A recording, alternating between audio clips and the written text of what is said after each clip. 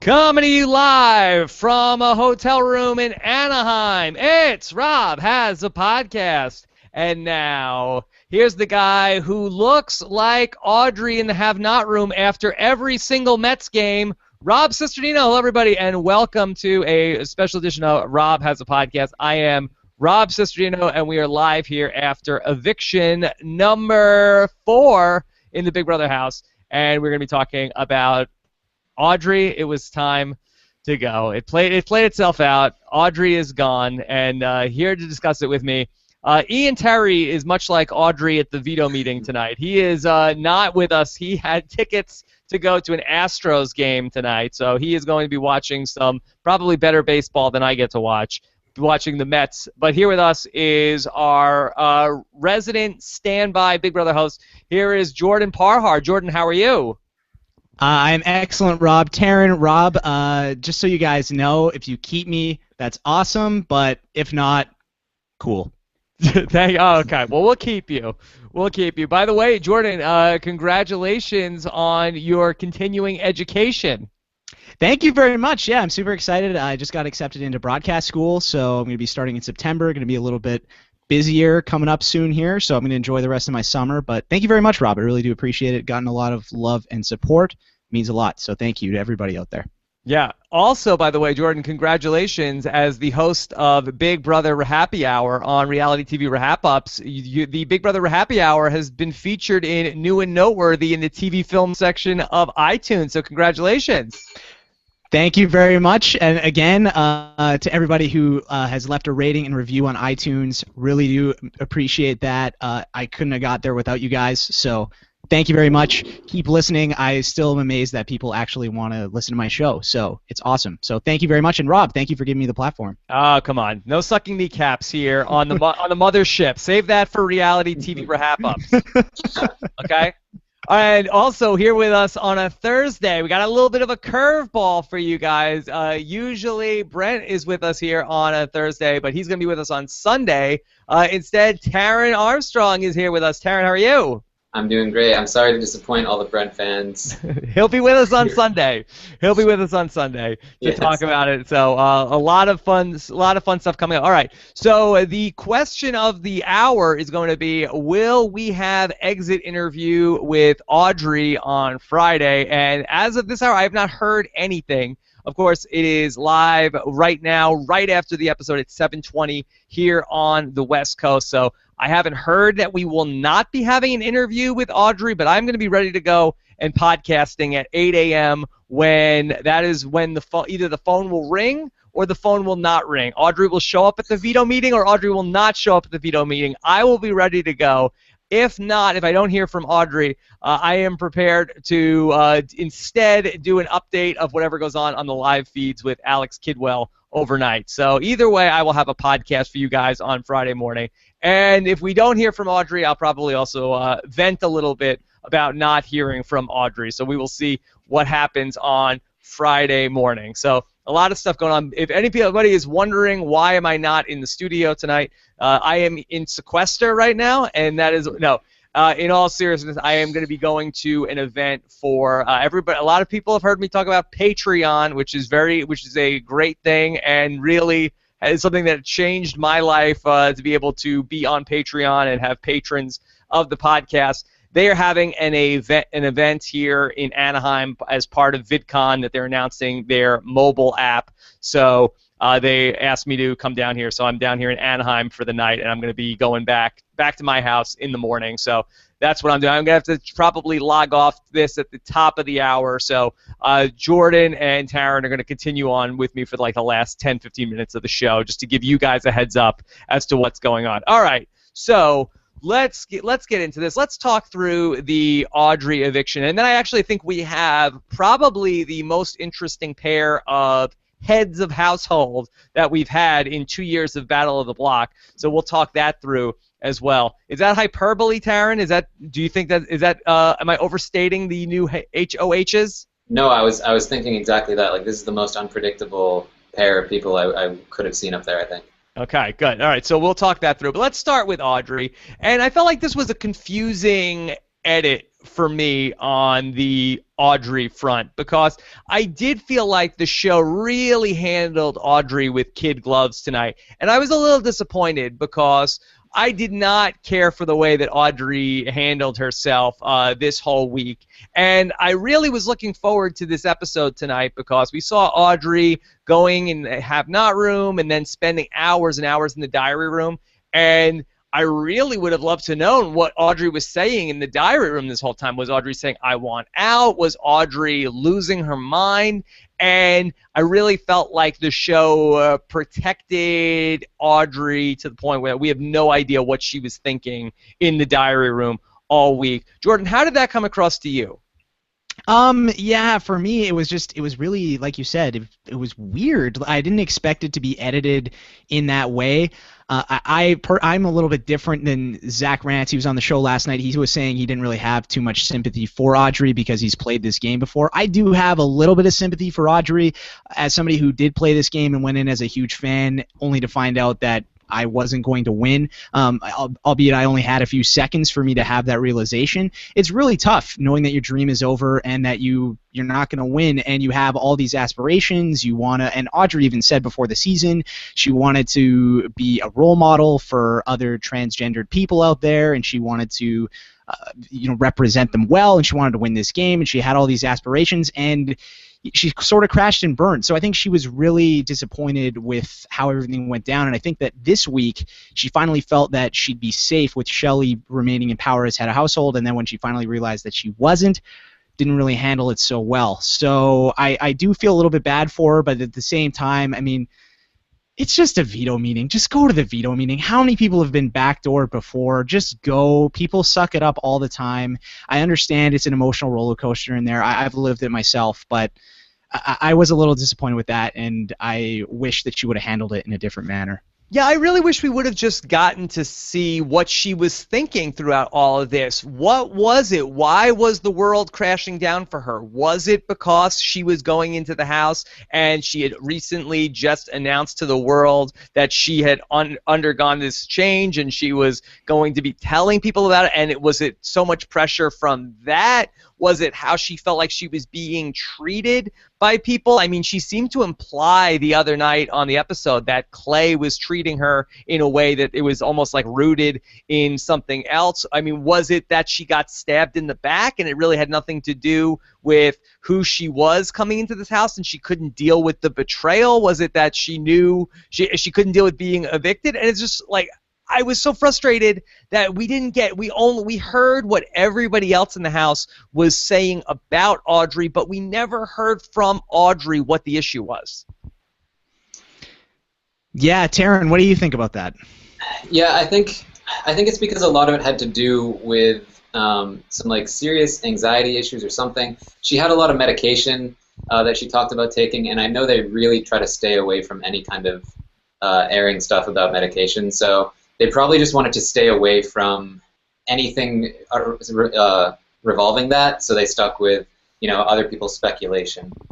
But what was she saying when she went in the diary? I mean, is it also possible, could she have just gone in the diary room and just been like a ranting lunatic, and that's why they couldn't show us anything that she was saying? Like, wait, could she have gone into the diary room and been like, you know what, screw you, Shelley, what do you think you could get me? Like, is that possible? And then, because at the same time, we got to see her family, and we really were seeing a whole different side of Audrey that we really haven't seen throughout the entire time that she's been in the house. Is that a possibility, that she was just so incredibly raw and angry in the diary room that didn't go along with what we were seeing?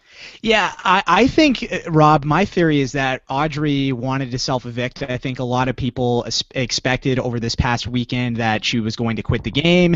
She was gone for 5 hours on Sunday or whatever it was, and then again on Monday, and people had no idea what was going on. So I think a lot of that, I mean, who knows, this is just speculation, but she was probably in there breaking down, throwing a fit, saying, no, like, I'm done, I don't want to play this game anymore. And it was probably Grodner or one of the executive producers talking to her and trying to convince her to stay in the game. And that's probably why we didn't see any of that on the show. And you saw in this week that Audrey got special treatment. She was a have-not, yet she was allowed to eat and she was allowed to sleep on the floor, all these other things to convince her to stay. So I feel like that's probably the direction in which she was going in. And based on the episode tonight, how CBS editor, how Big Brother editor edited Audrey's game and what happened to her, I believe they didn't want to show her in a negative light and then show this, hey, look how positive Audrey is, and here's her family, blah, blah, blah, and here's this interview about how brave Audrey is. I don't think that would really look so great. So I think in order for it to make sense, they left all that stuff out. But that's just my theory. I have no idea nobody knows other than the producers and Audrey. We probably never will know. Taryn, this isn't anything that's a spoiler, but I do want to know from the live feeds. Could you just take us through the rest of the week and how did Audrey start to emerge from the have-not room as it got towards the eviction night? How did we go from she won't come out of the have-not room, she won't come out of the have-not room, to she is a fully functioning part of the eviction episode? Well, at one point, I don't remember if this is before or after she came out a little bit and talked to Shelley, but at one point she just randomly burst out into song in the have-not room, and she sang that, is this real life? No, that was bizarre. That was bizarre. Yes. If you haven't seen this clip, I'm sure you could find it on YouTube. She did like a reprisal of the song from the Sunday night episode of This Is My Big Brother, like, is this my life? And she did the whole thing over again, and it was really bizarre. And she did it, and then she like went back to sleep in the chair, and then got up, and then acted like she was waking up again to doing it. And it did not seem like it was an organic moment. It did seem like she was almost like doing like take two of trying to get it right for something to be in the show.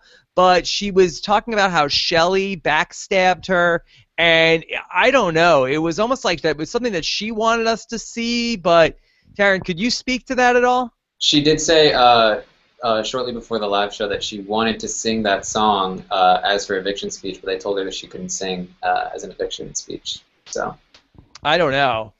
It was a very odd. I mean, Jordan, what do you think? What is Audrey trying to tell us here?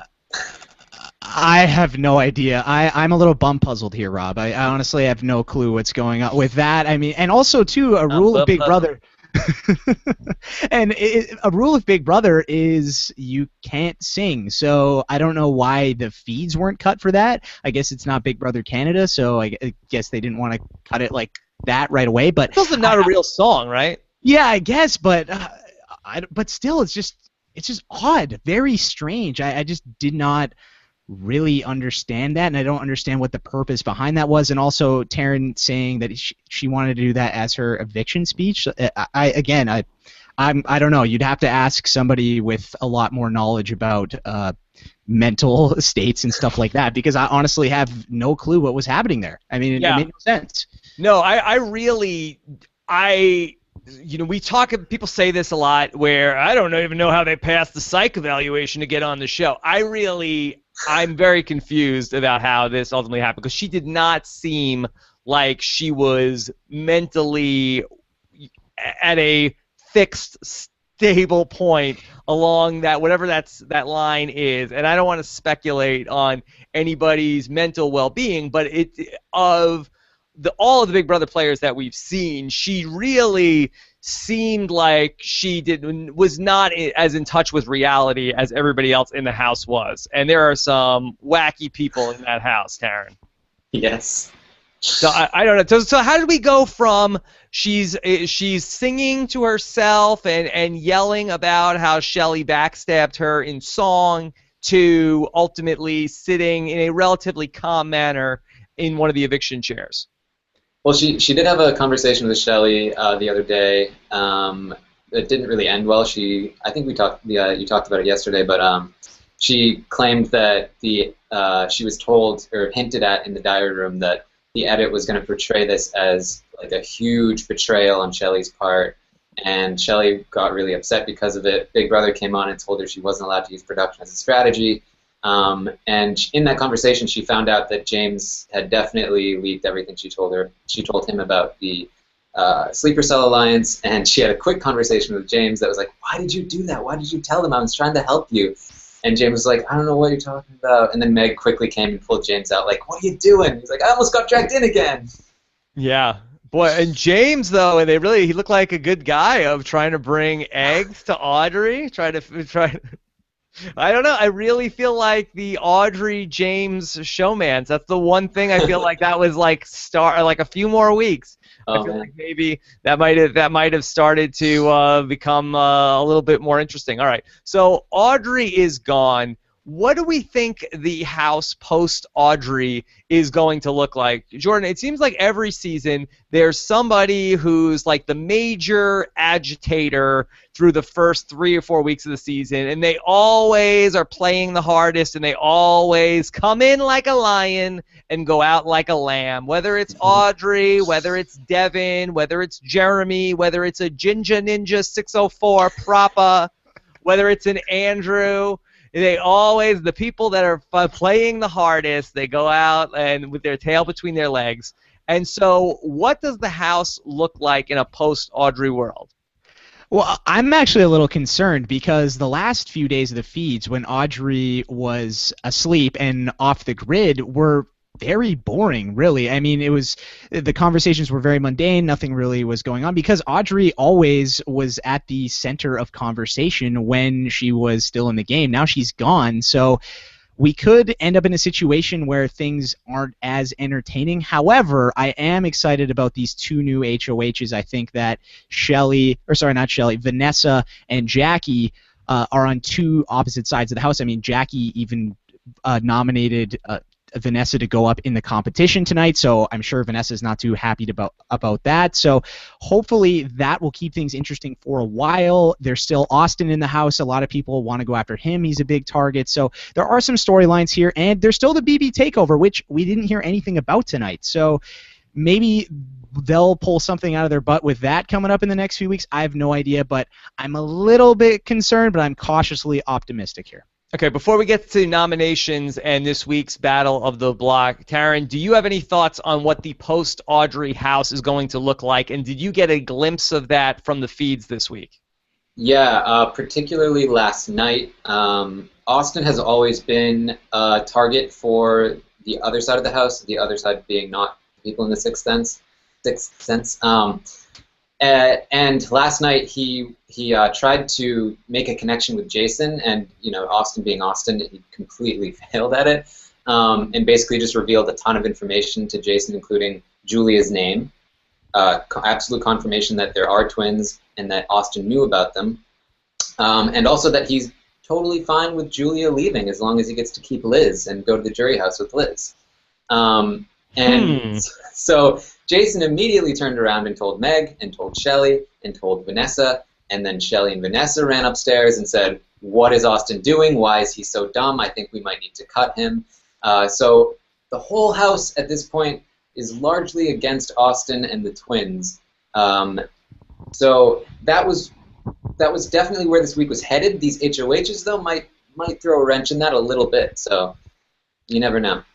Now, with Vanessa and Jackie, between the two of them, we saw this week that Jackie had no love for Austin. She also seems to have no love for the twins, especially after Liz nominated Jackie this week. Could we see the 2 HOHs sort of stand either against the twins and Austin? And would Vanessa potentially give up Austin as a sacrificial lamb to go on the block, Jordan? I guess, I don't know, maybe. I think that things right now for Vanessa have gone very smoothly in the house, despite, her HOH week. She had some hiccups here and there, and she's had some emotional breakdowns and things like that. But game-wise, things have really gone her way thus far. So I feel like Vanessa might feel comfortable enough to feel that, yeah, she can cut Austin, that he's an anchor to her game, especially after this Jason conversation last night, which, I mean, that's really bad news. As someone who's played this game, if one of your allies is going to somebody on the other side of the house and just feeding them information for really no reason, only to try and benefit themselves, it's not good. It's really, really bad for Austin's game, and I think that Vanessa might be willing to say, hey, you know what, Jackie, I'm going to put up two people who I think are going to win this Battle of the Block. I'll let you do what you want to do this week. You stay HOH, you get the blood on your hands, you backdoor Austin, and we send him home and everyone's happy. I hope that maybe she goes in a different direction because I would like to see the two HOHs go head-to-head, but that's the direction that's a thing I could definitely see happen this week. That's very interesting. Taryn, do you feel like we could see Vanessa trying to put a team out there that can potentially win Battle of the Block, like a reverse throwing of it? Like, hey, I'm putting you up there because I want you to win Battle of the Block, and then having Jackie nominate some combination of Liz and Austin? It's certainly possible. I think she's definitely willing to cut Austin at this point. He's too attached to Liz, and his head is so far out of the game that he's too much of a hazard to her game. That being said, Jackie, when Vanessa had a conversation with Jackie this week, she basically offered her a deal, like, hey, not go after each other this week. And in response to that, Jackie basically told her, no, I'm good, and just so you know, if I'm HOH, you're not going to be the target. Basically saying she's going to go up as a pawn if Jackie wins HOH. So Vanessa's probably not going to want to give Jackie very much control this week. So there's going to be some sort of battle, I think, with those two motives. I think that Jackie has gotten a tough rap so far as being just a total floater, but this is somebody who did get into some big blow-ups on The Amazing Race. I don't know if it's necessarily fair to paint Jackie and Becky with the same brush. Taryn, do you believe that there's any chance that we see a exciting week from Jackie as HOH? It's possible. I think Jackie is not a good game player at all, but she definitely has potential to be an explosive kind of antagonistic character. She just doesn't care, and she does not take any crap from anybody. So she's definitely the type of character that could make a big splash if prompted to. Whereas Becky, I think, is probably a slightly better player, but very dull. Yeah. Jordan, do you see it the same way? Do you think that maybe there could be, and I know this might be sacrilege to say, but could we potentially see some maybe Rachel Riley, Big Brother 12 upside in Jackie? Absolutely, especially with this HOH win. I think that Jackie, for this first month of the game, she's really gone to sleep, and she talked about that on the feeds last week. She was just saying that, yeah, really my strategy has just been to go to bed, not really do too much, because why do anything? And I think that is a good strategy. Now, does that mean she's a good game player? Not necessarily. However, now that she's got this HOH, she's got this taste of the power, I could definitely see Jackie, someone who has a very strong personality, going balls to the wall and just gunning after Austin or whoever she wants to go after, going crazy, getting a lot of this power, and then getting some blood in her hands, making some people want to go after her. And we've already seen that she is capable in competition, so I think that she definitely has some BB12 Rachel Riley upside in her for sure. Yeah. Now, we saw... Oh, go ahead. I will say, if Jackie stays HOH, I definitely see the power going to her head this week. I see like 100% HOH-itis. That's good. That's what we like. We like good TV. Jordan, do you like good TV? Oh, we love good TV, Rob. We love good TV. Taryn, you like good TV? I love good TV. Yeah. Supposedly everybody likes it. Supposedly. All right, so another week goes by in the Big Brother house, another hinky vote. This is the season, I think, with the most hinky votes of all time. Every week there is the hinky vote which gets thrown out. This week it's by Austin. Taryn, this is something I think that we've talked about before on the show of what Austin could potentially be up to. But for the people who this was extremely confusing for, could you speak to why Austin might have put a hinky vote out there and voted to evict Johnny Mac this week? I think Austin's main concern right now is making it to jury, and so he's trying to make sure that he knows Steve is a big target, and so he's throwing out this hinky vote in hopes that it will be blamed on Steve because it's been thrown out before that Steve might be America's player. So he's hoping that some attention will be deflected from him and onto Steve, and then it's not gonna work though, because Austin is such a terrible liar. I mean, he was going around earlier today saying like, I don't know about Steve. You know, what if he throws a hinky vote out there or something? Like, wait, now how do we know that Austin is going to? Is he having like an outer monologue? How do we know that this was his plan, Taryn? he told it to Liz and told Liz not to tell Julia because that would be better if she doesn't know. And then as soon as Julia came into the game, he told Julia. All right. And so Julia's pretty close with Steve too. So like, this is not good. This is not good. Jordan, do you think is this hinky vote going to blow up in Austin's face? It's not going to work, Rob. I mean, Taryn laid it out there. Austin, I'm so frustrated by Austin because there have been some moments this season when I've thought, hey, you know what, Austin, he's actually doing pretty well. He's in a good position. He's doing some stuff. He's not a huge target, and then he says all these things about Liz, and this whole thing has happened, and now it might be Steve throwing out a hinky vote this week. Just terrible lies, and I thought he would know better because he's such a huge fan of this game, and I'm a little disappointed in him. But no, yeah, it's not going to work for him, sadly. Although I found it interesting this week. Again, we saw it in week 1 when Audrey voted the wrong way. Julie Chen simply said there are whatever it was, 13 votes to evict, right. And then this week she said, oh, there are 9 votes to evict instead of saying the full 9 to 1. So perhaps, I don't know maybe they're trying to protect Austin here, maybe they're trying to protect Steve. I am not quite sure why production keeps doing this, but it is something to keep an eye out for. Maybe this is going to be the new norm. I don't know.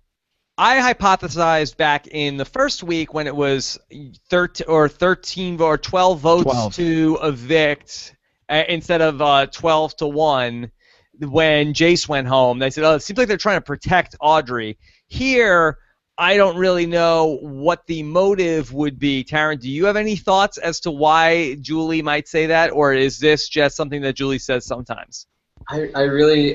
She must just be changing it. I can't think of, I mean, it certainly adds to the paranoia, I'm sure, because this is something she's never done before. So in the house, they're like, why is she saying it that way? Why is there always a hinky vote? There must be some sort of connection. But as far as I can tell, there isn't any.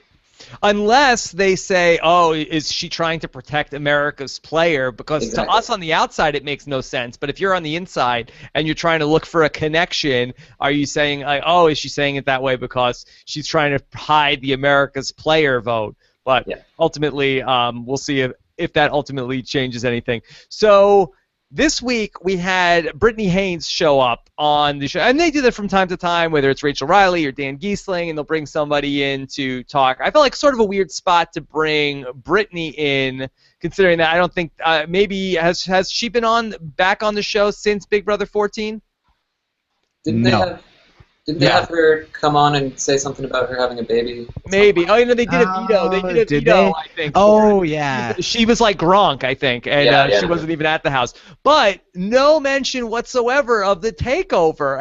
And this week, there's absolutely nothing. Apparently we're not ready for a takeover anymore. At least last week, there was no takeover, but we were sort of like, oh, it's 90s week. And I was waiting for them to say, all right, Brittany, well, you're here, so why don't you tell the house guests what the takeover is for this week? But absolutely no mention of the takeover. It was just a generic HOH competition. Jordan, has the Big Brother takeover gone the way of Audrey at the veto meeting? Are we just sitting there waiting with an empty chair? Yeah, well, like Matt Carter said on the voicemail show this week, it looks like the takeover is the anti-Missy this week. It's just not going to show up. So I don't understand what's going on here. We had week 1, we had Phil come in, and we had this twist of the Big Brother fast forward. Week 2, we have the last laugh with Kathy Griffin. Both of those twists are game related. Week 3, we have Rob Gronkowski come in. I love Rob Gronkowski, but he doesn't really provide anything to the game. I know you're a Jets fan and you don't love it, but I mean, Rob's great. Gronk is awesome, but I mean, he didn't really do anything to the game. He shows up. There's some weak competitions. There's that party thing, which I wasn't really a big fan of. Then this week, 90s week, again, nothing. I mean, I loved the Saved by the Bell competition, but other than that, I mean, it wasn't anything. So now they're just not doing anything. So I'm just very confused. I don't know what's going on. I'm waiting for Jeff Probst to show up with the second chances or something. I don't know what's going to happen here, but I just don't get it. If you're going to do a BB takeover theme twist this season, stick to the twist. Do it the whole way through. Like, why are you stopping? I don't understand. We can't get anybody coming into the takeover? It seems like the Backstreet Boys are up for it. Can we get the Backstreet Boys to come in? Boy, what did you guys think about the Backstreet Boys tweeting to Big Brother and making it on the show? First off, Jordan, do you think that was fair for the house guests to find out that the Backstreet Boys are tweeting about Jason and Johnny Mac and Liz? I mean, I don't know. I think it's fine. It's not a real big deal. We didn't really get any outside information too much in our season. I know in Big Brother Canada 2, they told them the Olympic results and that Canada won a gold medal in hockey, which is something that all Canadians obsess over. But, yeah, I mean, I guess so. But, I mean, why did you really need to show that? I guess that was more so for the audience to see that. But I don't get it. And then the whole fail of Julie Chen saying, "Okay, guys, let's do the one more time, the Backstreet Boys." And Johnny Mac, and it's like, whoa. It was like, yeah. She's like, okay, now dance. It's like when I'm trying to do Snapchat and trying to get my baby to do something. It's like, all right, say something now. We're on Snapchat. We only got 10 seconds of video here. Come on, do something. Do something. But with the Backstreet Boys sending that, do the Backstreet Boys have just one group Twitter that they all have the password for? How does that work? And is there any sort of debate on how the tweet should be? Like one of the guys, like what is it, Nick Carter? Which one of the Carters is in Backstreet Boys? And he puts it in, and the other Backstreet Boy is like, no. I want it that way. And the other, no, I want it that way. No, stop it. I'm the press secretary of Backstreet Boys. All right. So I mean, surely it's just like an intern or something, right? Is that what it is? But the Backstreet Boys, that they have an intern. No, absolutely. Backstreet's back. Yeah. Who'd have thunk it? All right. So we talked about hinky votes. We talked about the departure of Audrey. Anything else from this episode before we start to talk about some questions? Jordan? I was just going to touch upon the dance fail, so I'm good. I think that we touched on pretty much everything of importance. Okay.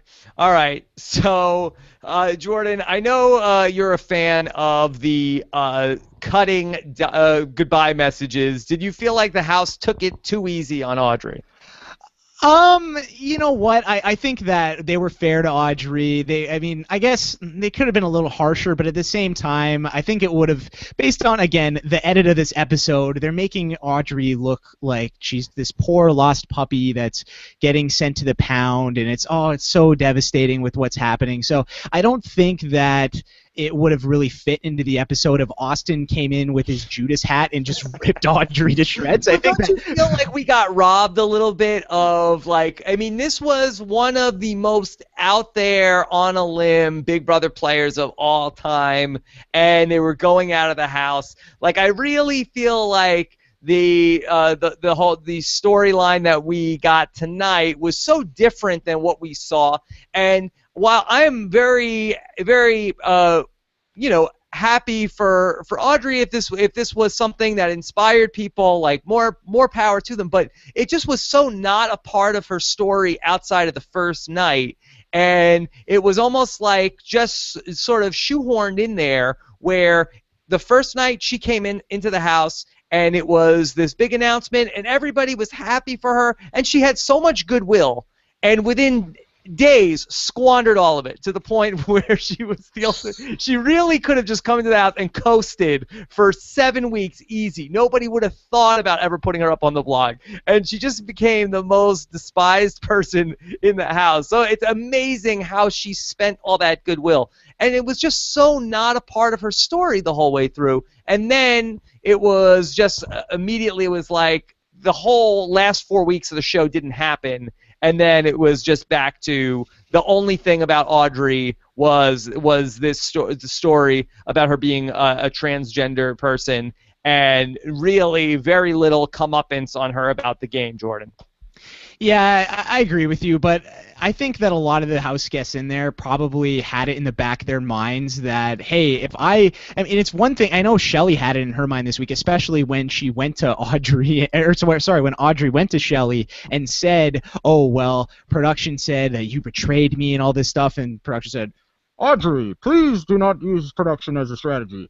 That is sort of, I think, probably got around to the other house guests, and they probably were a little bit concerned that if they came across super harsh on Audrey, it wouldn't come across that well to America. And that is something that, I mean, believe it or not, that's something, I don't care what you say, that's something that's always on your mind if you're in there. You want to know, you don't want people in the general public to hate you. So if you... I think that is probably what was going through a lot of their people's heads. But I agree with you. We were definitely robbed of that, because if this was a Devin, if this was an Andrew James Gordon, if this was a Ginger Ninja 604 Propa or Jeremy, we would have seen that. But we didn't with Audrey just because of her unique situation. So, I mean, I understand it. But, yeah, I agree. We definitely missed out. But I will say that the best thing about Audrey was that the whole issue of her being, you know, the first transgender house guest was such a non-factor. Yes, I'm sure it was always in people's minds, and people didn't want to be perceived like they were treating her unfairly. And if anything, that bought her some extra time in the house.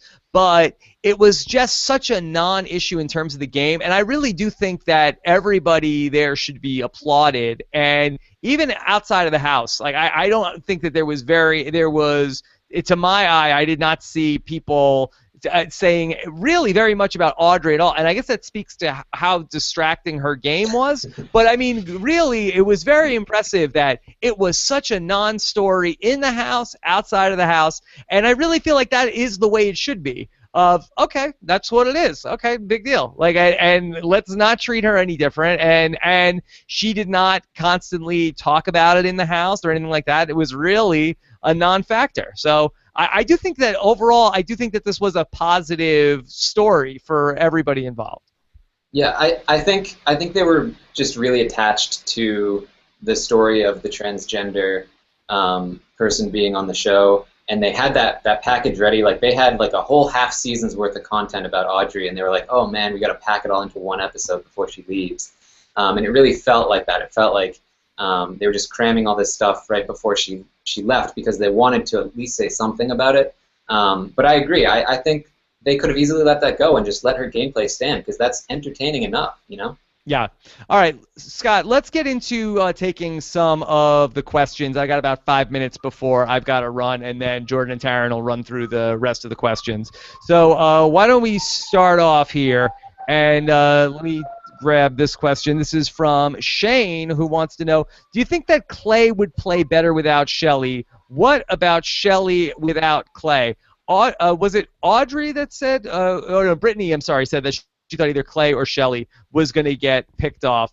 Who do you think is going to be able to go the furthest without the other person, Jordan? Well, I think the clear answer is Shelly, just because Clay, I mean, just by himself, he's a big target, and I think that he's a big physical guy. He's a football player. He's always going to have people thinking about him as somebody they want to go after. I think that Shelly being associated with Clay makes her a bigger target than she probably would be if she was just on her own as a single entity in this game. So I feel that if Clay goes home, Shelly's got the much better chance of going the distance and going pretty deep. Okay.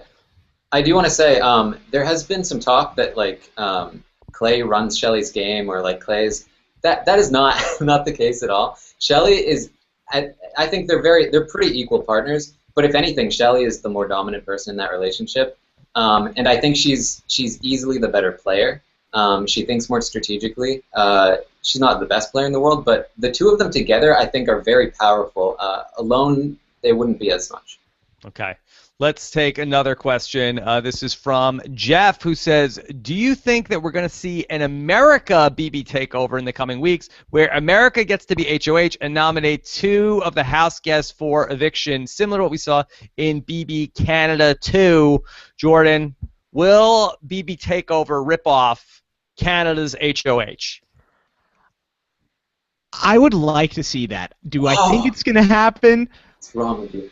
Why? Why would we need that right now? We don't need that, but I think that I think it would be interesting to see, just because I think there's this potential of the Sixth Sense bomb squatting their way through this season and just blowing through everyone. And I think that it would be interesting to see. Is it going to happen? No, it's not going to happen. There's no way that happens. I think that maybe we've got a much better chance of a saboteur takeover, and Annie shows up and somebody is the saboteur, and Reagan, and somebody is the saboteur for a week, than America's HOH and 2 people go on the block. Personally, yeah, I think as a viewer, let me backtrack a little bit. As a viewer, it would be interesting to see. As a player, I hate it, and I do think that twist is incredibly cheap, and the first 5 in Big Brother Canada 2 totally got screwed over by that. But they did. But you know what? People like to see underdogs succeed. They don't like to see somebody just plow through the game. Yeah, there will not be a pagonging in Big Brother 17. I repeat, there will not. The Sixth Sense will not be the 6 left. There will not be or 5 of the 6 people in the Sixth Sense. No, that will not happen. Taryn, am I wrong? You are not wrong. Yes, thank you. All right, let's take one more question, and then I'm going to jump off. This is from Bavia, who says, breaking news, someone new just entered the house. His name is Steve. I've never seen him before. Brent, can you tell me his position in the game? The Brent fans, I told you, are bummed out. Oh, man.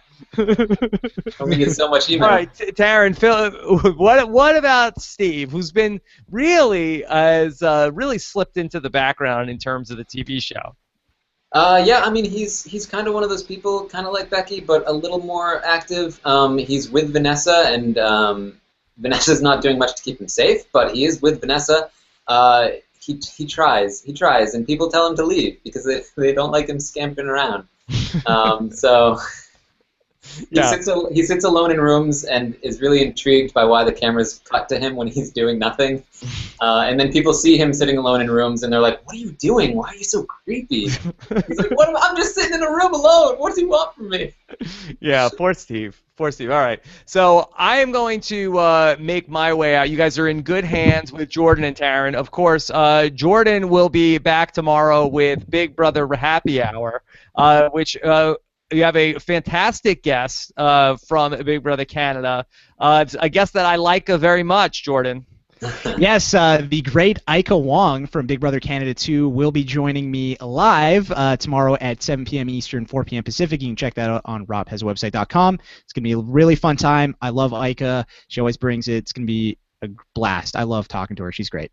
Well, you've got a great guest coming up on Big Brother Happy Hour on Friday, so I will see your great guest, and I will raise you my guest for Sunday night coming up. This upcoming Sunday, I will be speaking with the great Jocasta. Oh, drop the mic. What about that, Jordan? In your face. Jocasta. Oh my God. What? Oh my goodness! I'm as shocked as I was when I got blindsided. This is amazing. This is Jocasta on RHAP. Mama J. Mama J is on her way. Hold on, Rob. Have you checked with her? Has she taken all of her laxatives and those things? Because we don't want any issues during the Sunday show. We'll just have a bow tie on a chair somewhere. Okay, sounds good. Yeah, so Jocasta is scheduled to join us this Sunday night, so that's going to be very fun. Also, tomorrow I will have potentially an exit interview with Audrey. We'll see.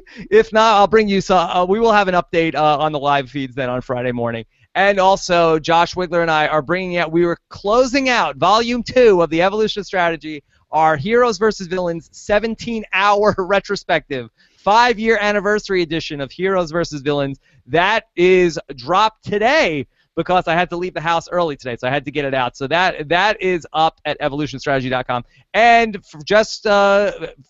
so you guys can check it out if you want to. I haven't done an off-season Survivor podcast this week. Part 1, all about the Heroes vs. Villains premiere, is available for free. Go to robisawebsite.com/free20. robisawebsite.com/free20 for the 3-hour plus edition of Part 1 of our Heroes vs. Villains retrospective. Jordan, you have the helm. I will be back tomorrow. Take care, everybody. Bye. Bye, Rob. Okay, guys. I'm really sorry that Rob had to leave. Now you're stuck with me hosting this show. But we got Taryn here, so it's going to be good. Okay, next question here comes from Jericho. And Jericho says, Brittany Haynes with her take. Please say takeover. Please say takeover. Take on the house guest. What the hell was that? Taryn, we mentioned this a little bit earlier. What do you think about Brittany coming in again? A little random, right? It was a little random. I think Brittany's probably one of the more popular house guests. I think we could have seen a little more of like biting Brittany, but I think she did fine.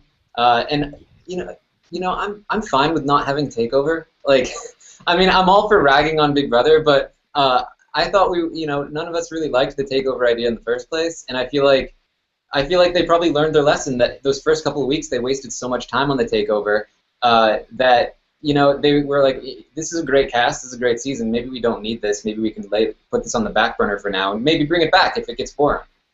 Yeah, I'm with you, Taryn. I think that the takeover twist, I think maybe, you don't make it so game-related, you make it more so like the 90s week or like the Gronk party in which a celebrity or somebody comes in, there's a theme for the week, that's what the competitions are like, and the game remains unaffected. I think that would be fine. I just was a little bit puzzled again as to why they didn't just continue with it. I mean, we're 5 weeks in, but yeah, I'm with you. I'm fine with no twists. I mean, give me BB10 all day long. No twists. Yeah.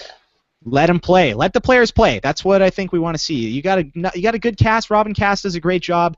You don't need to mess with the game. Okay. Nick Town says, is this not the worst HOH comp to advance in? Each house guest is calling out their targets each time they win a round. Would it be smarter to just throw it or put someone from your alliance up to disguise it a little bit? Now, I agree with this wholeheartedly. Taryn, I'm interested to hear your take on this. What do you think about this competition in particular? Yeah, I think you definitely want to throw it as much as possible.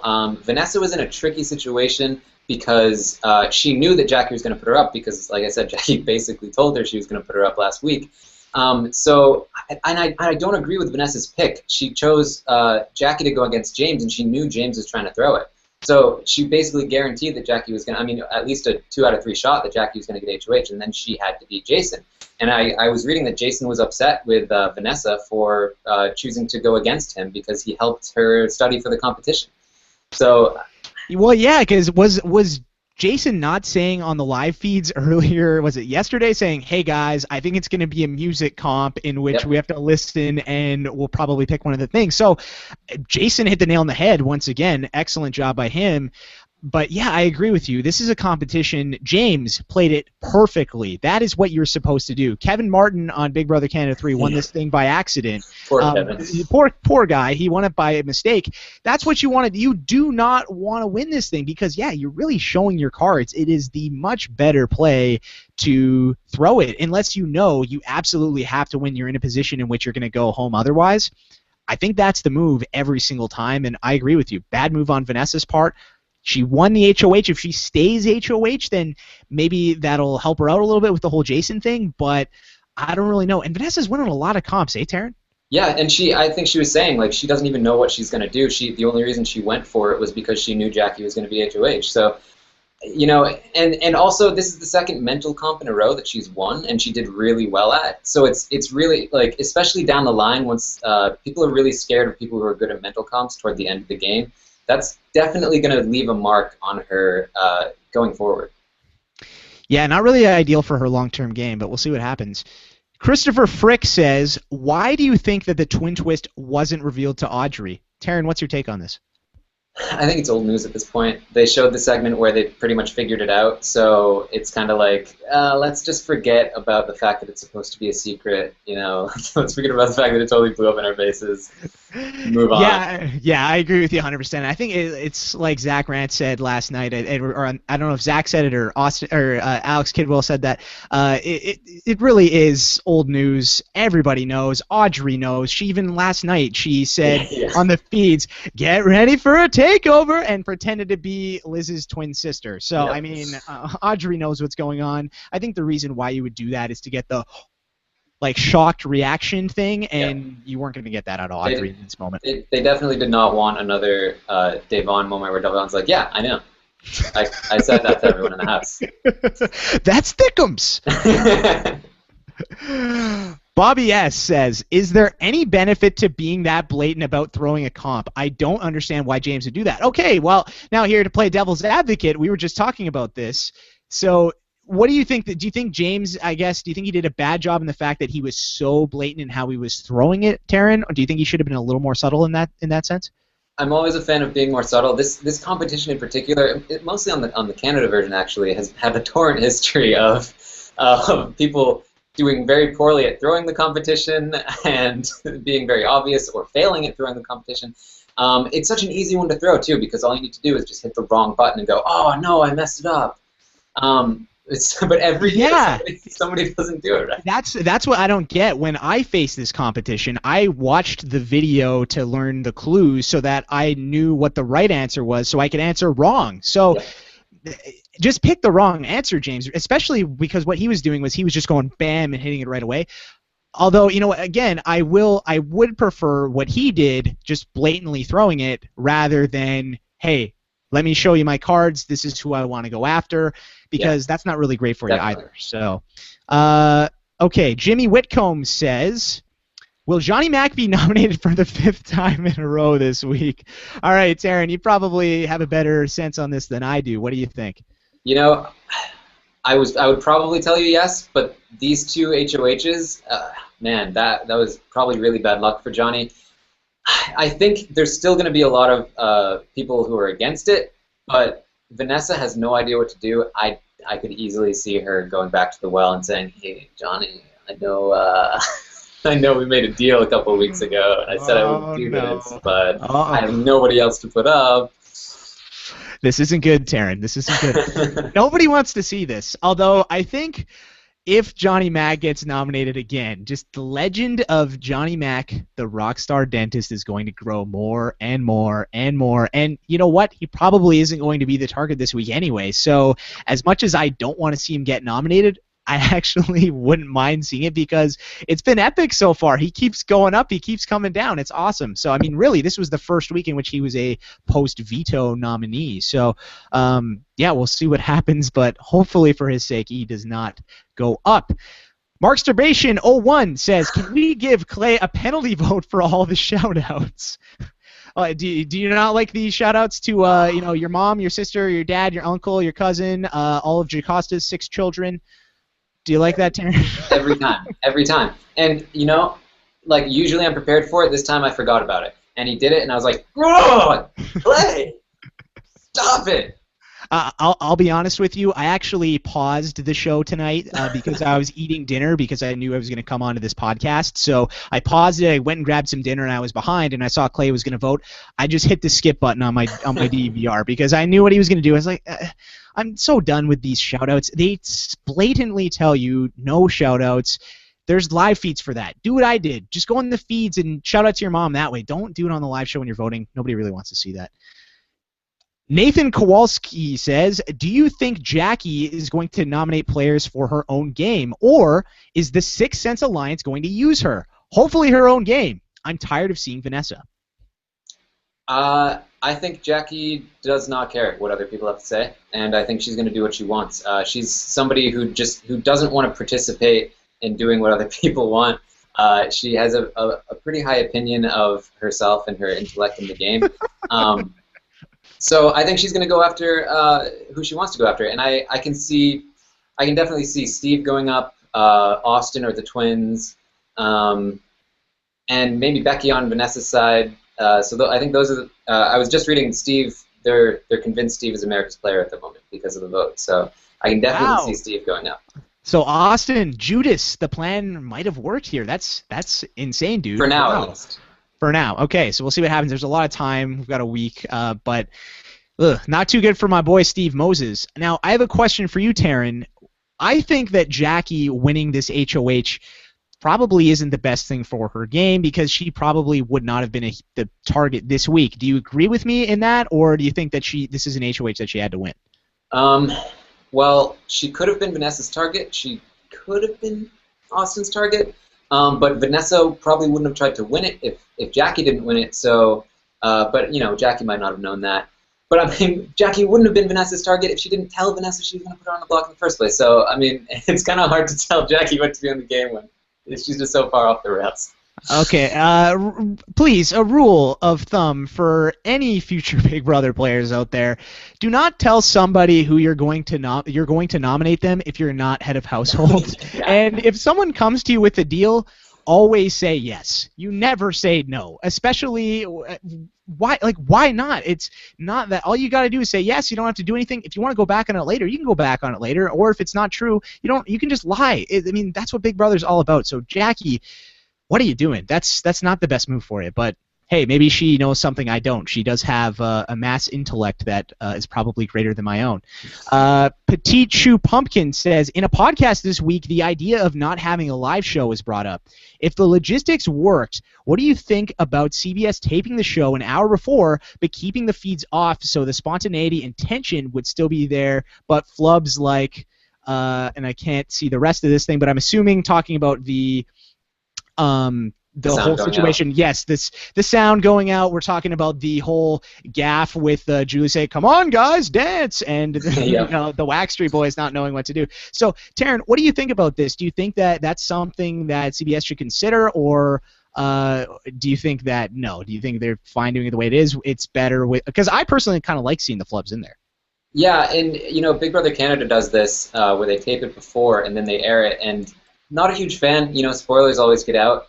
And it's not as fun. I mean, obviously, most people probably aren't going to see those spoilers, but it also, and maybe this isn't necessarily what would happen, but with Big Brother Canada, they got into the habit of not showing the end of the HOH competitions, which I think is a huge mistake. I think that's the highlight of any Thursday night show.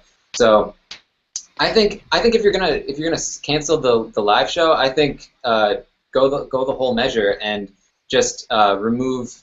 Don't have it on that day, and kind of space out the episodes a little more naturally for the editors, and pace out the week a little better. Yeah, I think that would be the move. I agree with you. That's a great word for it, because a lot of times these editors, they really have to scramble because you have a show on Wednesday and then you got the live show the next day, and then you have this huge break before Sunday. So it just doesn't really. It's a tough job. But I'm with you. I don't really think that they should change the live show format. I think it's hilarious when you hear people say stuff to Julie Chen and when you see them screw up. It's awesome. I think that it shows that it's a reality TV show and that mistakes happen. It's great. So I have no issue with it. I think it's awesome. Yeah, and we wouldn't have the classic moment of I have no programming in my ear. Exactly. And no, who doesn't love that? Jim Jones says, sick of rehashed HOH comps. They all need to be endurance comps for the first 5 weeks in a row. Freaking mix things up, Big Brother. Taryn, I think Big Brother Canada is pretty good at this in terms of changing things around. What do you think about the idea of using recycled comps year after year? Because really, if we look at the competition so far this year, we've had, there was that crapshoot competition that Vanessa and Austin won, the Gronk Pong, which was kind of similar to last year, that one that Derek won by accident, the croquet thing, and then there was also the dice competition, which they used last year and then again this year. Then we have the song competition. I'm sure there will be a before and after at some point. What do you think about reusing and recycling these competitions? I do think they should try and mix it up more. I don't mind the occasional rehashed comp. Maybe even if it was like 1/3 of like familiar comps and then 2/3 new competitions. I think that would be a lot of fun. And for me, whenever I see a competition, if it's not the HOH competition, I'm for the most part just like, all right, when is this going to be over? It's just so boring, and it's just like Big Brother Canada has done a very good job of spicing up the competitions, and even if it's kind of like a rehashed one, they add some like spice to it where it's a little more interesting to watch. So I think they could definitely step up their game. I don't think they should do 5 endurance competitions in a row, though. I think that's the opposite of changing things. Yeah, I think that wouldn't be the greatest if we had 5 endurance comps in a row. I mean, but absolutely, we're 5 weeks in here. At least mix 1 endurance competition in there. Oh, yeah. I mean, but I think the problem is with the whole Battle of the Block, you have to have 2 HOHs. It has to be a competition that is finished relatively quickly, so it can be aired on the live show. And I think that is the problem in which they face, and it's, what do you want? Do you want the HOH being announced the night of the live show, or do you want the HOH being prolonged to the Sunday episode like Big Brother Canada does? Because that's essentially what happens, is the competitions are different every single time, for the most part, but you got to wait until the next episode to find out who won, and well, nobody really likes that, right? So it's this weird balance and situation that they're in. But yeah, if they're gonna, and also too, if you're gonna reuse some competitions, why not reuse some ones that we haven't seen in a long time? One that I loved was, and speaking of endurance competitions, was from Big Brother 6 when Kaser re-entered the house and Jennifer and him were holding onto that button. She made that deal. That's great because all it is, it's simple. You just hold a button, you can talk, they make deals. It's like something like that, and I'm surprised they've never really done something like that ever again. But just some of these old comps that we haven't seen in a long time. Maybe the opening competition from Big Brother All-Stars in which Dr. Will rode the asteroid and he tried riding it back and forth. Something like that. I mean, that's a fun little competition. Why not use something a competition like that in which you can have two HOHs? I don't really get it, but alas, I'm not a producer, so somebody else with a lot more knowledge on the situation probably can explain why we don't see that. Spool of Lies says, is it just me, or did Julie love when Brittany called Jackie a floater? Yeah, it almost, Taryn, correct me if I'm wrong, but it almost seems that Julie gets this inner, like, arousal from any time anyone says that Jackie is a floater. First we had last week when she was calling out Jeff saying, well, I think that Jackie thinks this is a pit stop on Amazing Race. And then this week when Brittany's like, who's Jackie? And then she says, well, does that mean she's a floater, Brittany? And then Brittany's like, yeah. And she's like, oh, yes, yes. And she's so happy. Like, what happened to Julie Chen? Like, this is really, I don't understand. I guess this is the new era Julie Chen. I talked about this on my podcast last week. But what's the deal with that? I think there's an intense secret rivalry between her and Phil from The Amazing Race, and that she desperately wants Jackie and Jeff to be very unentertaining and not do well, so she can say, "Aha! My guys are better." Yeah, I guess maybe that's what it is. Because yeah, I guess like you think about it, Big Brother people have done pretty decent on Amazing Race, so. Yeah. So there you go. I think maybe there is a little inter-company rivalry between Phil, Julie, and my main man Jeff Probst. Who knows? Abby R says, live feed question, so Taryn, or I guess this initially was for Brent, so unfortunately we're going to get you to answer this, Taryn. No, just kidding. I love you, Taryn. Is the house still planning on getting rid of Austin and Liz this week? Now, this is a bit of an interesting question because we've got two sort of opposing HOHs going head-to-head. Do you think that Jackie is going to go after Austin and Liz, or do you think she's going to take a shot at someone else?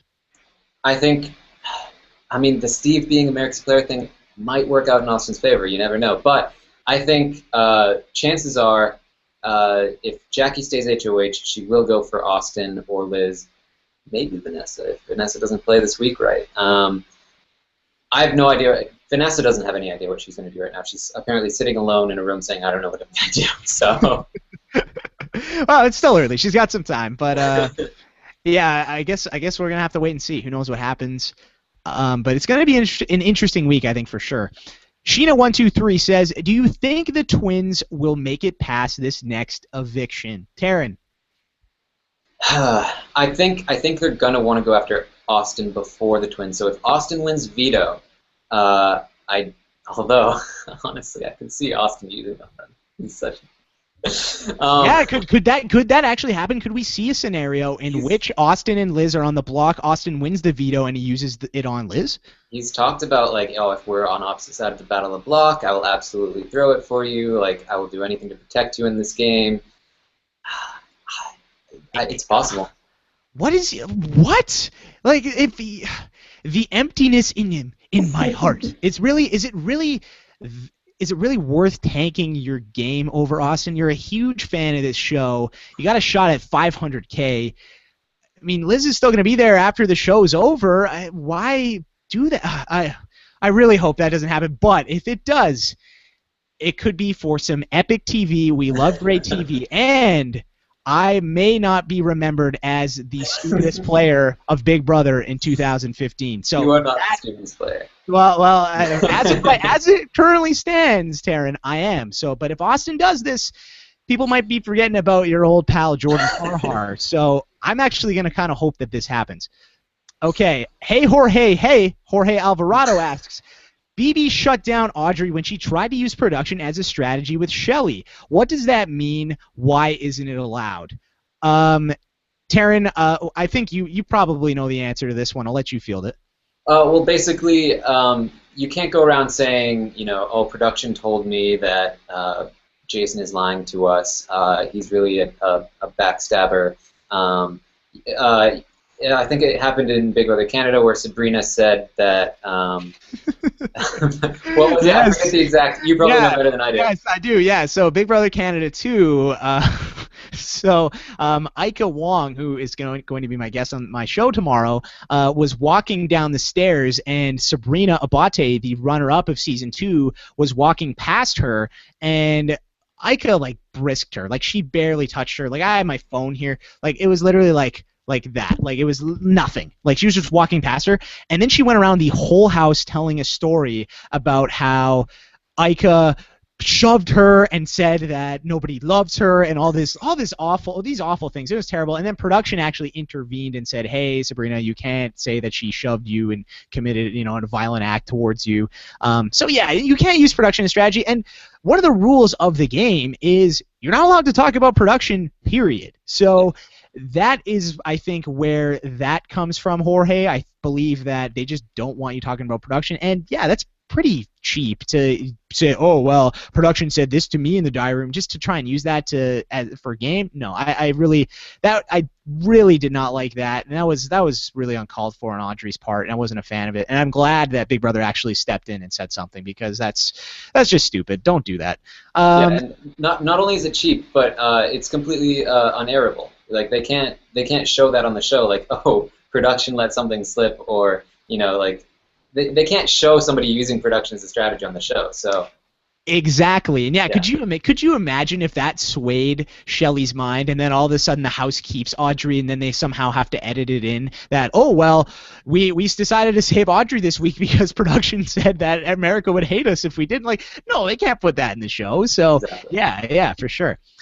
Okay, Joanne Owens says, I think Audrey was charming in her Chen interview. I wish we'd seen that personality during her gameplay. Yeah, Audrey really turned it around. I think I was not a fan of her conduct these past few days. However, I'm glad that she kind of sucked it up. She went to the eviction. She was fine. She made her speech, and she went out with relative class. So I think, what do you think about this, Taryn? Do you like what happened with Audrey tonight? And do you think if she was like this all the time, she could have gone a little bit deeper in this game? Definitely. The people in the house really loved her. She had a great personality in there, and she was fun to watch, and she's very funny. And I think that, give her a few years of maturity and her experiences from the house this time. If she's able to learn from them, and she could go in that house if she didn't have the past history that she does, and she could do really well. She's very personable, and she has a very she's very strategic. So I think she has the personality, and she has the social ability to do very well in the game. It's the strategic kind of overplaying that did her in. So hypothetically, Big Brother 20, heroes versus villains, Audrey's back. Do you think she's got a chance, Taryn? If her whole storyline is I'm a completely different person now, I've grown up, what an idiot I was back then, now I realize that I played way too hard, now I'm just going to be this quiet person and I'm not going to talk game with too many people, I think she could definitely do well and last a little while and then turn it on in the end game when she should be turning it on. Absolutely, yeah. I think she did the whole thing a little bit backwards. I think that if she would have, like Rob said tonight, if she could have really gone to sleep for 7 weeks and she would have been okay and she wouldn't have been in this mess. But it happens. You think you know what you're doing in there, and in reality, sometimes you really don't. Johnny Horstrom says, why didn't production have a takeover schedule with scheduled guests and backup guests? Yeah, I feel like, so what do you think happened here, Taryn? Why do you think they went without a takeover this week? Do you think that they are just content with how things are going in the game right now, so they scrapped it? Because for me, I feel like they would have had these takeovers planned before the season, would they not have? Yeah, especially the promotional ones, because usually if you're going to have some promotion, you're going to have it set for a specific time in order to time the promotion. So I mean, maybe they only have a couple of promotional ones, and maybe those are the ones we'll see more prominently if they are kind of holding back a little. But I do think probably the point of the takeover twist is it's week by week, so they get to basically do whatever they feel is right at the moment. So that's probably what they're doing. They're probably saying, you know, we don't need this right now. Let's scale it back for a little while. Yeah, I agree with you. That's probably the move. We'll see what happens. Scott Grimes asks, everyone on this cast seems to be a genuine nice person. Is this a BB first, Taryn? Now, first, do you agree? Is everybody a genuinely nice person? I mean, I think that says it all there. I don't know if you want to name any names in particular. I don't think there is a cast where there has been 100% genuinely nice people. I think for the most part, people are nice on Big Brother, and you know, when you're on the show, things get heated. When you're out of the show, for the most part, everyone's going to be nice, and everyone's a normal person to some extent. And so I do think this is probably a pretty nice cast. They're pretty friendly to each other, apart from the Audrey stuff. But I don't think it's particularly nicer than any other cast. So. Yeah, I don't really like. Yeah, I agree with you. There's always going to be a few people in there that just aren't that nice, and that's why they get cast on Big Brother. But for the most part, I actually kind of agree with that question. I think that these people are pretty nice for the most part. I mean, at least again, you can't say that about everyone, but hey, that's just life in general.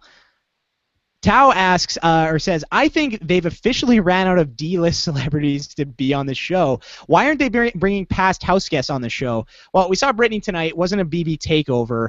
Taryn, who would you like to see for a BB takeover, and why? Anybody who knows me knows that my first answer is Dan Kiesling because he's the best player who's ever played the game. So obviously we need to see Dan. I would love to see Will, obviously, as well. Get some Eric Stein. Get some, I mean, I'm just going to repeat all the popular people, to be honest. Wouldn't it be great if Eric Stein shows up and he's like, hey, house guests, one of you is going to be America's player. You're going to have to tank your game for a week, just like America made me tank my game on Big Brother 8. I think that would be great, I think, if they did that. Yeah, why not bring Dan back? I'm sure Dr. Will's going to be hard to get, but I think an obvious one is Derek Levasseur. I think that we haven't seen Derek yet on this show. I mean, he's the winner of Big Brother 16. He's one of the best winners of this game. People want to see him. I am a little confused as to why they haven't brought him back yet. I'm sure eventually we will see him in some capacity, but yeah, I don't get why he's not there. You know who they should bring back? Jason Guy. Yes, Jason Guy, my friend. Yes. At Jason the News Guy on Twitter. Oh my gosh, love Jason Guy so much. Jason Guy is one of the most underrated Big Brother players of all time. Definitely. And when you talk about the greatest players ever, people never mention his name. He definitely needs to be in the conversation, and he's a guy I wish so badly we could have seen play on Big Brother All-Stars, because at this point in his life, I don't think he's going to go back to play Big Brother. He doesn't really need it. But yeah, Jason Guy. Great. A lot of the players preseason talked about Danielle Reyes, and they talked about her lines with Jason before the show. So, I mean, why not bring the two of them back for a takeover, you know? Could you imagine, Taryn, if we had that? The die-hard, hardcore superfans, Sarah Hanlon and myself, first of all, would probably fall off our chairs if that happened. Our heads would explode if we got to see Danielle Reyes and Jason Guy back on the show. But yeah, I don't think they're going to do it, just because the vast majority of Big Brother watchers sadly probably do not remember who Danielle Reyes and Jason Guy are, because we have millions upon millions of people watching this show, but the die-hard fans would just fall out of their chairs. They'd be so excited. This is what happens when Rob leaves. We just get into exactly. We just keep ranting about stuff that is irrelevant to this recap here. And you know what? Speaking of that, Taryn, I'm sure the viewers of Rob Has a Planet are probably sick of me right now, and they probably want this thing to wrap up fairly shortly here. So let's take one more question, and we will wind things down. Thomas Tamillo says, hypothetically speaking, Jackie becomes the sole HOH this week. Who does she need to target and get out in order for you to take her seriously as a player? I believe she had been playing the Cesternino strategy and sleeping the first month away. Taryn, who do you think she's got to go after for you to think, okay, she's legit? I don't think there's a target she should go after necessarily. Obviously, if she got Vanessa out, I think Vanessa's playing the best game at the moment. That would be a big coup, but she would piss a lot of people off, or at least Shelly and Clay. I think, so I don't think it's necessarily a target that she has to go for, as much as she needs to solidify some relationships and maybe make some alliances and kind of agree on a target with them and move forward from there, because she really needs to start solidifying things with people if she's going to want to have any sort of power later on in the game. Yeah, I agree 100%. I think that's what you got to do when you're HOH. This game's about building relationships, and you want to parlay the head of household power into buying you friends down the road that can help you in the game. If Jackie just goes like a bull in a china shop and just does a lot of damage this week and has a very bad case of HOH-itis, which you mentioned earlier she's probably going to have if she stays HOH, not going to be the greatest for her game. But I am very excited because I think it's going to be a very good week. Okay, well, that is it for tonight's recap of the live eviction on Big Brother 17. Again, Sunday night you can join Brent. He'll be back as the live feed correspondent. Him and Taryn traded for tonight, so Brent and Rob will be with Jocasta Odom from Big Brother 16, talking about the Sunday night episode, talking about the two HOHs, the Battle of the Block, who won, whatnot. Going to be a great show, so definitely make sure you check that out. If you want to get more of yours truly, you can check out my show, the Big Brother Happy Hour. It is live every Friday, 4 p.m. Pacific, 7 p.m. Eastern on robhasawebsite.com. Tomorrow I'll be interviewing the great Ika Wong from Big Brother Canada 2. We're going to have a really fun time. We're going to talk about the nominees, what we think is going to happen this week, and answer your questions. More of this kind of stuff. It's going to be a blast. Check it out. I'm really looking forward to it. Okay, Taryn, hashtag time. What do you think the hashtag is for this episode? Chat. I'm terrible at this. I always forget to think of one. Well, you know what? Here, I'll go with one. I have one, and because we didn't really have anything specific on this show, and this is good. This is good because Rob briefly mentioned it, and he was talking about his Snapchat. And I don't know about you, Taryn, but Rob has a really good Snapchat. Like, it's phenomenal. So I think we should just go hashtag Rob Snapchat. What do you think about that? I like it. So if you guys want to check out Rob's Snapchat, it's just Rob Cesternino. Trust me, you're not going to regret it. I was talking about this with Kevin Martin earlier today. It's super funny. So yeah, if you want to check that out, that would be awesome. So yeah, for Rob Cesternino, Taryn Armstrong, I'm Jordan Parhar. Hashtag Rob Snapchat. We'll talk to you soon. Take care.